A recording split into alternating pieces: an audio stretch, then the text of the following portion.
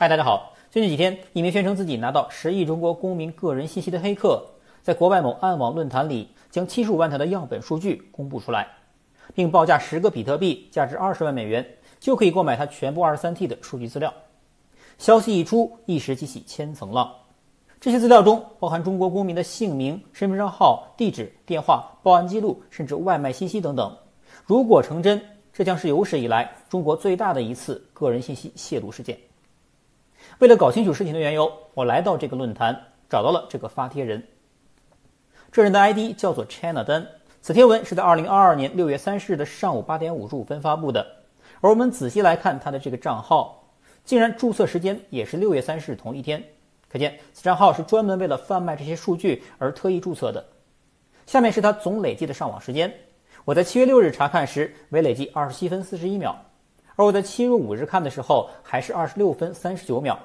可见他的上网浏览时间并不算长，只不过是偶尔登录一下，看看是否有人私信愿意出10个比特币购买他的全部数据。那么接下来想必很多网友最关心的就是这个 China Dan 所兜售的个资数据到底是真的吗？首先来看姓名、电话和报案内容等信息。本频道自然不会无聊到去拨打电话求证，不过很多好事之徒自然是不会放过了。例如华尔街日报的记者，他们在第一时间就拨打了样本中为数不少的电话，并核对了对方的姓名、身份证号码和报案信息等等。其中相当一部分人确认了这些信息，当然也有一部分人直接挂断了电话，或者拨打的电话是空号。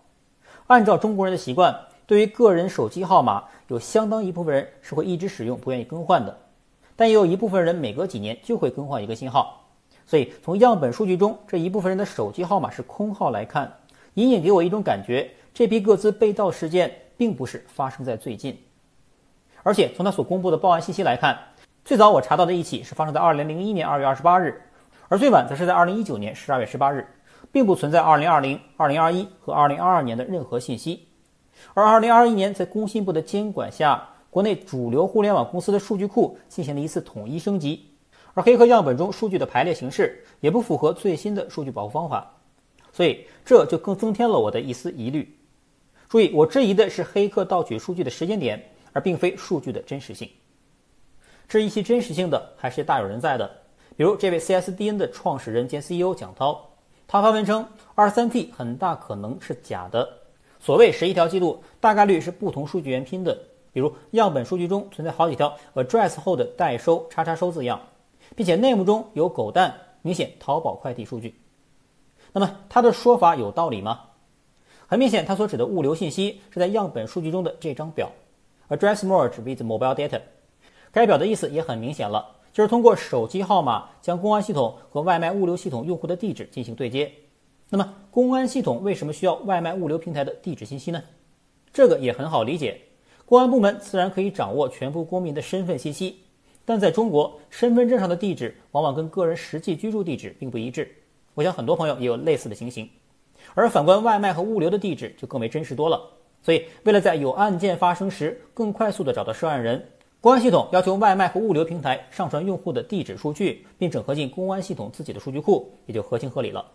所以单凭表中含有物流信息就判断这些数据是假的，个人认为略显勉强。那么 CSDN 的 CEO 为什么这么快就提出质疑呢？原因是他反而是最先被质疑的那一个，因为很多人都认为 CSDN 平台对于这次巨量用户数据的泄露有着不可推卸的责任。那么这到底又是怎么回事呢？起因是一个数据库开发人员在 CSDN 平台上发表了一篇名为《阿里云流数据处理平台基于 2.15 版本数据读写的学习博文》。这篇文章主题倒没什么特别，无非就是如何利用阿里云的 Data Hub 构建基于流式数据的分析和应用，也就是普通的学习笔记或者经验分享。前面的介绍倒也没什么问题，不过当进行到生产者工具类的代码分享时，出现了大段的代码注释，而在第124行的注释内容中，竟然赫然出现了生产数据库的 access key 信息。这里面有几个概念需要给大家分享一下。阿里云的 access key 由2部分组成，一个是 access key ID 用于标识用户，另一个是 access key secret 用于验证用户的密钥。而且在阿里云官方文档中也清晰标明，请勿通过任何方式如 GitHub 将 access key 公开至外部渠道，以免被恶意利用造成安全威胁。而不幸的是，这个保密性极高的 access key 的2部分却出现在了这位开发人员的技术分享贴文之中。第二个需要了解的概念，生产数据库。我想在互联网行业工作过的人应该对以下几个概念不会陌生：生产环境、开发环境和测试环境。生产环境的数据库就是实际业务所使用的数据库，这里也就指公安系统所实际使用的数据库。开发环境由开发人员使用，模拟生产环境去调试和验证程序。测试环境是指测试工程师对开发出来的产品进行测试时所使用的数据库，该数据库与生产环境尽可能保持一致，但测试数据的内容可以自行设计和构造。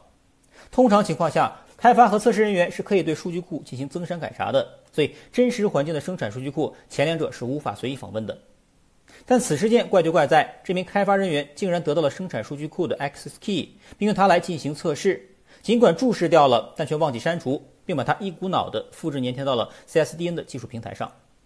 那想必很多人就会问，你怎么就知道这个 access key 就一定是生产数据库的密钥呢？又或者你怎么就能确定黑客就是通过这个 key 盗取的11人的个资呢？的确，这个 key 现在已经失效，无从验证，不过还是可以从这名博主的后续动作看出些许异样。如果这个人并未参与过对接公安系统数据库的开发工作，或者他所透露的这段信息并不是生产数据库的密钥，只能接入其他模拟环境，那么他大可以在自己的博文中澄清一下，以证清白。不过他的选择却是在事件发酵后，在第一时间将相关贴文删除。没错，现在你再去访问他的 CSDN 主页，这篇博文已然不见，只留下一些脚本。而且不仅如此，之前我去访问时，他的 ID 名称还叫做帽子屋先生，没过多久名字就已经改掉了。我们注意这个时间点，他所分享的资源还是9篇，回答是2个，而现在你再去访问这个账号，上面已经空空如也了。因此该名程序员的这一系列动作反而是有些此地无银300两的感觉了。互联网是有记忆的，尽管删除，但帽子屋先生的这篇博文早已被有心人保存了下来。而且注意，它的发布日期是在2020年8月26日，换句话说，这个生产密钥早在2年之前就被公布了。这就与刚才提出的质疑，为什么数据库最新只更新到2019年12月关联起来了。所以个人推估，会不会有可能这10亿用户的数据早在2020年就已经被人盗取？有关部门随后发现如此大量且敏感的数据被盗，于是才有了2021年工信部对相关电信和互联网企业的一次网络安全统一升级。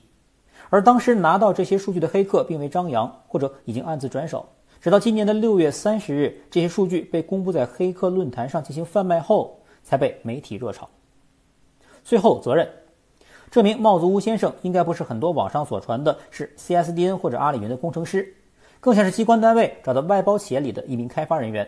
而显然这个团队在管理上出现很大问题，开发很容易拿到生产密钥并注释在代码里，而没有其他人进行 code review。在获取 access key 登录时，也没有经过任何跳板机就可以直接访问，而且涉密信息没有设置特别权限就可以随意下载。这名开发人员自然是第一责任人，但团队管理者想必也难辞其咎。而 CSDN 作为泄密的平台，显然没有对贴文中的代码进行过安全扫描。CSDN 的 CEO 将其解释为自己的公司太小，不如 GitHub 钱多人多，只能求助外援，并贴出了与这名外部专家的聊天记录。外援来自南洋理工大学网络安全实验室的主任刘洋博士，而从2人的对话来看，正试图把 access key 等关键信息加入到网络安全的静态检测中，并准备率先与 CSDN 平台对接。不过2位大佬却都没有将 access key 这个单词拼对。不管怎样，希望亡羊补牢，未为晚也吧。那么对于个人信息的泄露，我们普通人能做什么呢？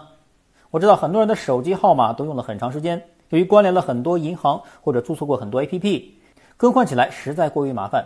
不过如果你是一个对于个人隐私极为看重的人，那么养成每隔几年就更换电话号码的习惯还是很有必要的。好，那本期视频就录到这里，我们下期视频再见。